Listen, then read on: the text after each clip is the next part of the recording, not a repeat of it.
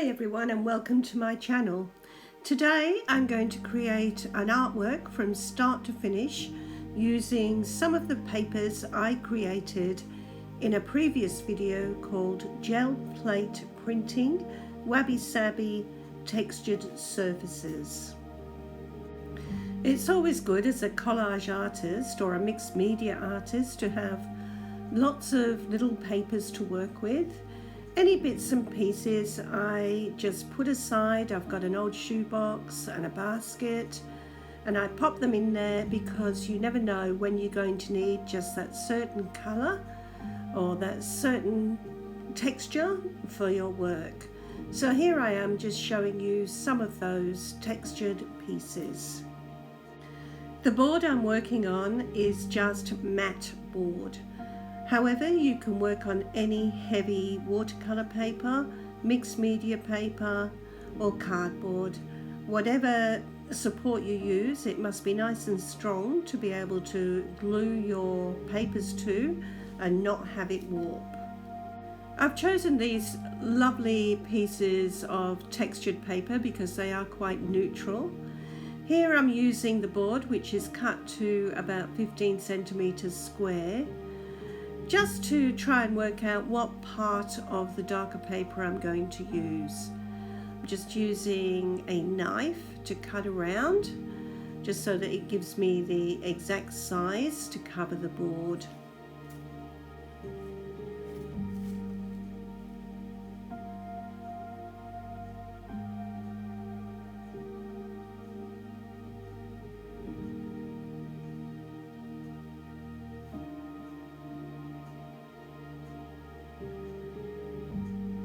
Here I'm just going to decide on the placement of the lighter coloured paper.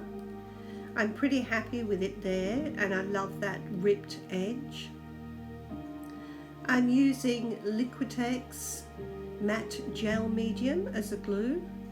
Really good glue, very strong, and it dries very quickly too. If you don't have that, you could use a glue stick or you could use some PVA glue. Just making sure there's plenty of glue on there. And then I'm going to take a spatula just to smooth everything out and squeeze out some of those wrinkles, although I don't mind the wrinkles in this piece, it already has some, and that all adds interest to your artwork.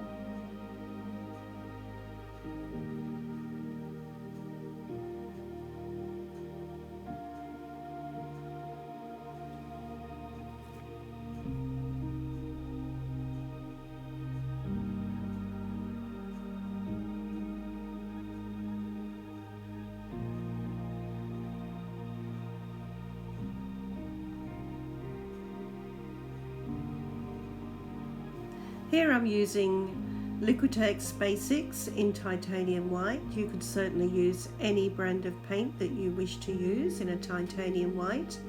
And I'm using a sponge dabber. I'm going to use a stencil.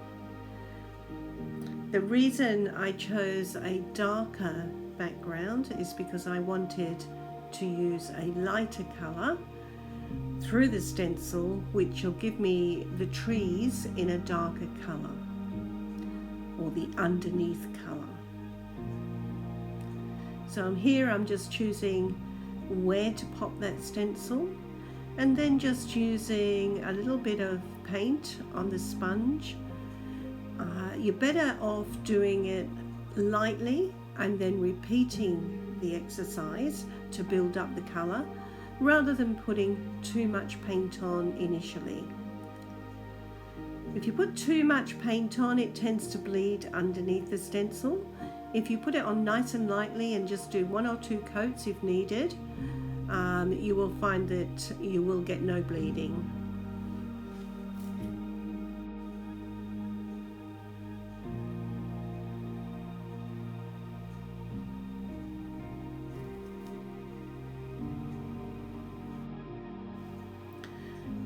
It's coming along really lovely, and I had a real dilemma here whether to actually leave that artwork as it was and just paint some flying birds going through it, or whether to add more collage.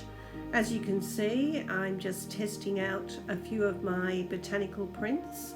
This particular one is of a maidenhair fern, and you can see me do some botanical prints in another video which I'll be launching very soon.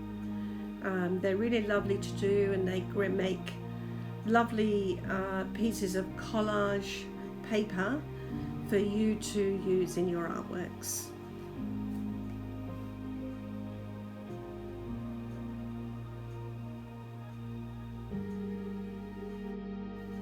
As you can see, I'm really deliberating here on whether to put this piece of paper on there, trying to get a feel for the composition and decide whether to use it or not.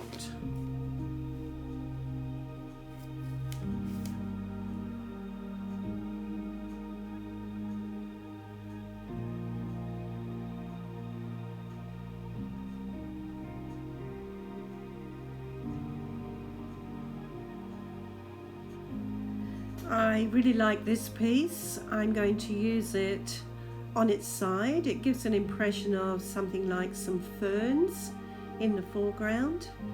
Using the glue here to glue it down. It's so delicate. This is a delicate piece, and I want to keep it that way. I don't want any really strong overbearing colours. I want it nice and peaceful. We'll pop that piece just in the corner there, just to continue that pattern along the bottom.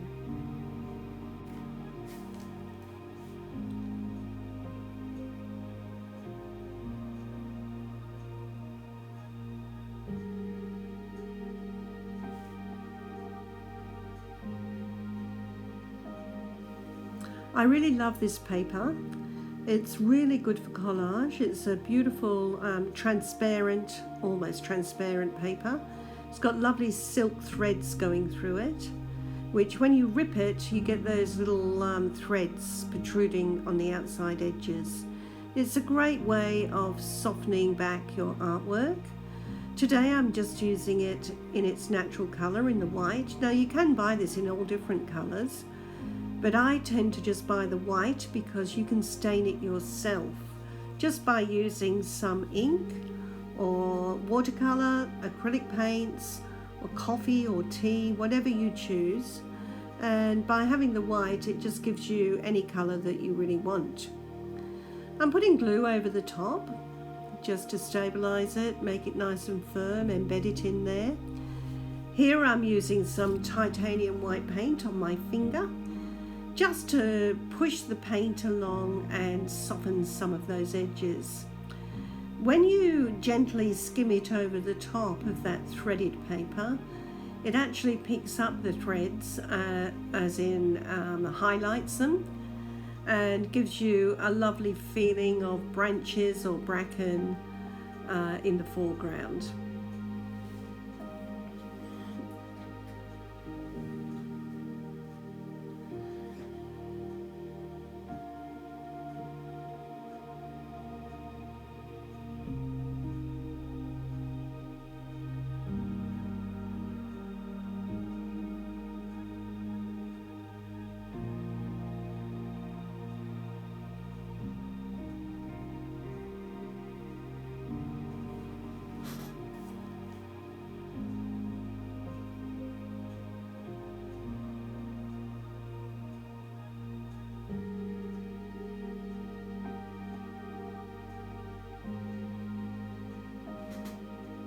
Here I'm using a 2B pencil. I have already dried the paintings, so it's all very nice and dry to enable me to sketch on it. And I'm just going to sketch in the outline of a little bird. I will be speeding this up so that you don't have to sit through me sketching away and getting too bored. Hopefully you're not too bored.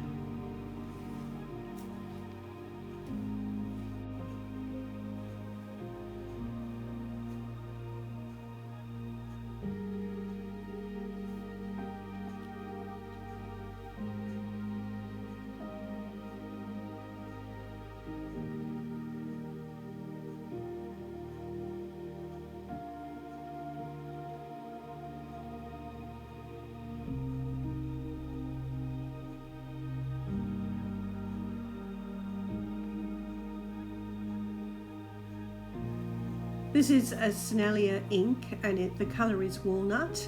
Now you could use any colour you like. A burnt sienna would be lovely, as would a sepia on this coloured painting.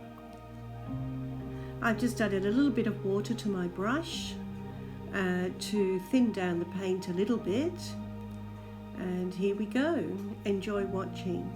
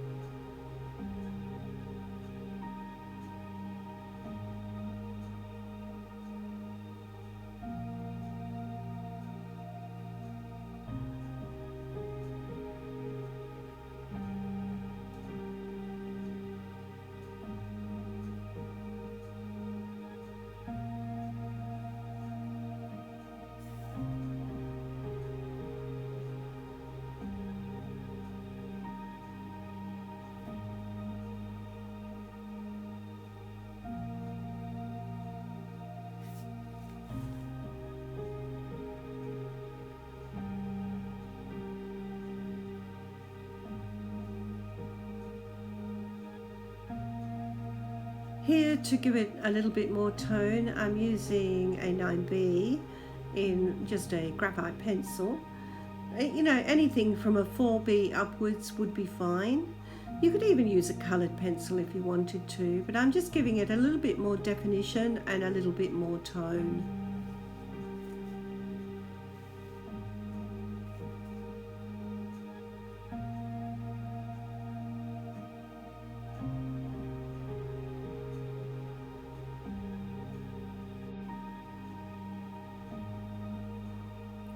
My hand does get a little bit in the way here. Hopefully you get the drift of what I'm doing, just adding finer details. I'm still learning on how to make videos and do a better job of them, so please be patient.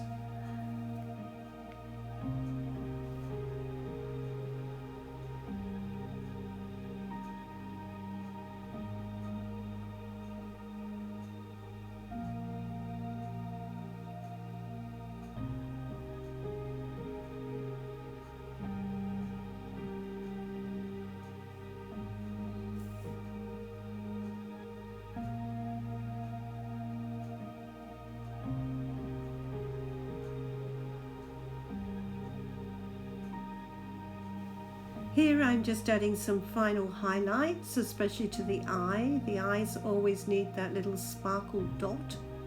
And just adding some little highlights around the face and around the shoulder and the top of the head.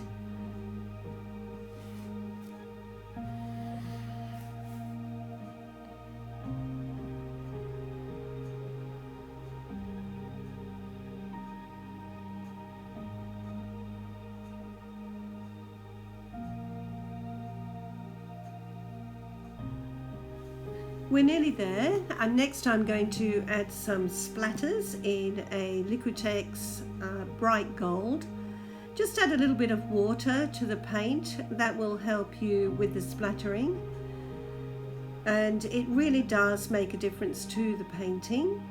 I'll also show you how to splatter on the butcher's paper, just a little bit more of a close-up on that technique in a moment. But I've really enjoyed making this video. I'm still going to do some more things. I'm going to put the mat board on and frame the work. But I just wanted to show you what the mat board does. It just really brings the painting together and makes such a difference, doesn't it? So if you've enjoyed watching the video, I certainly hope you have. Please hit that subscribe button. It really does help those of us that do these videos by building the channel. And hit that bell so that you're notified when I make more videos or when they're launched. The tape there is framer's tape. It's a very strong tape, and this is a hinge attachment which we do with paper. Paper expands and contracts in the humidity, and you've got to allow it to do that, so don't put that tape all the way around. We use this hinge method. Here I'm signing the work, and I'm using a uni pin fine liner, and it's just in like a brown color. It really works with the painting that I've just done. And there it is with the mat board around it.